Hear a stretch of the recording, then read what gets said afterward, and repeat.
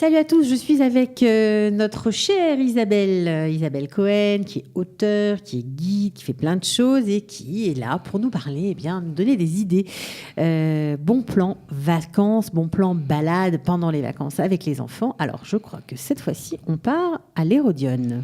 Exactement. Alors, c'est quoi l'Hérodione ? Alors, l'Hérodione, tout le monde connaît Masada. Oui. Tout le monde a eu l'occasion d'y aller avec des groupes, des mouvements de jeunesse, etc. Mais beaucoup moins de gens connaissent le Hérodione, qui est aussi une forteresse construite par le roi Hérode, le même qui a construit la forteresse de Masada. Et d'ailleurs, elle porte son nom. Elle s'appelle le Hérodione du nom du roi Hérode. Mais cette forteresse se trouve juste à côté de Jérusalem. C'est à même pas 10 minutes de Jérusalem. C'est juste à côté d'Archoma, on peut citer le quartier, Ramoth Shmuel dans le texte. Ouais. Voilà. Pas très loin non plus du tombeau de Rachel, par lequel on peut passer d'ailleurs au retour ou à l'aller.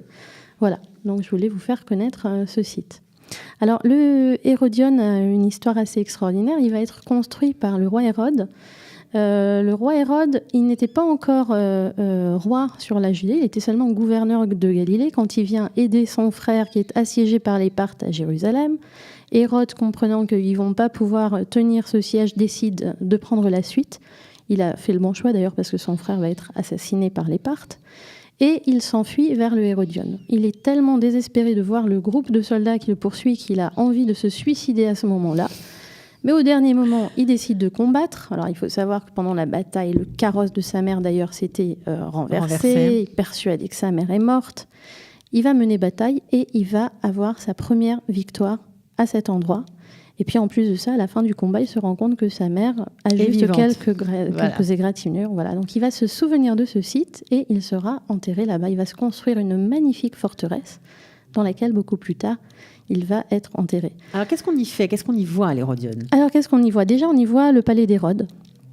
Donc, une forteresse, encore une fois. C'est une montagne qu'il a déplacée de 500 mètres. On dit d'Hérode, qui n'a pas vu de bâtiment d'Hérode, n'a rien vu de beau de sa vie. Alors, pourquoi il a fait déplacer la montagne de 500 mètres ? C'est complètement faux. Parce qu'il voulait qu'on voit sa tombe de Jérusalem. Là où était la montagne, ça n'allait pas. Un petit peu mégalo quand même. Oui, tout à fait. Tout à fait. On a un archéologue israélien qui s'appelait Ehud Netzer qui a cherché 40 ans le tombeau d'Hérode là-bas. C'est écrit qu'il était enterré là-bas. Il l'a découvert en 2007. Et pendant les fouilles, il était assis sur une petite rambarde. Ça s'est effondré et il est tombé.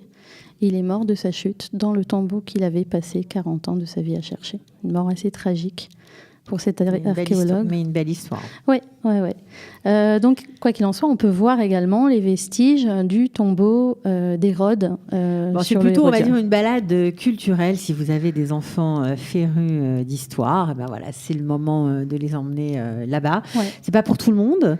Il faut marcher. Voilà, c'est ça. Il faut monter un petit peu. C'est pas comme à Masada, il n'y a pas le téléphérique. Bon, d'un autre côté, c'est pas non plus la même montée qu'à Masada. Le parcours dure combien de temps ? On peut y passer 1h30, 2 heures. Si on n'est plus féru d'histoire, même y aller pour 3 heures.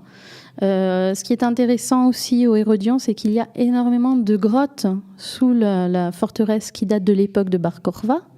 Donc les combattants juifs qui ont essayé de reprendre Jérusalem, qui ont combattu les Romains en 135 et qui ont creusé des grottes, des tunnels dans un petit peu tout le pays. Ils en ont creusé également au Hérodion.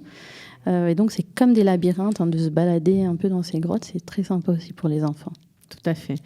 Écoutez, merci beaucoup Isabelle Cohen de nous avoir donné une idée. Aller se balader à l'Hérodione, c'est pas loin. Puis en plus, si ça vous branche, vous pouvez ensuite aller faire du cheval à Tekoa et pourquoi pas même y acheter des endives. Comme ça, vous aurez et des fromages. Voilà, comme ça, vous aurez fait un tour complet et des champignons, me dit-on en régie. C'est vrai, il y a aussi des champignons à Tekoa. Voilà, non, mais c'est important parce que quand on débarque en Israël, notamment à Jérusalem, on ne connaît pas, on ne sait pas trop quoi faire. Et puis connaître les petits trucs, les bons plans, on est là pour ça. En tout cas, on vous aide à découvrir un peu mieux le pays, en tout cas pour le coup Jérusalem. Voilà, merci Isabelle. Pas de quoi.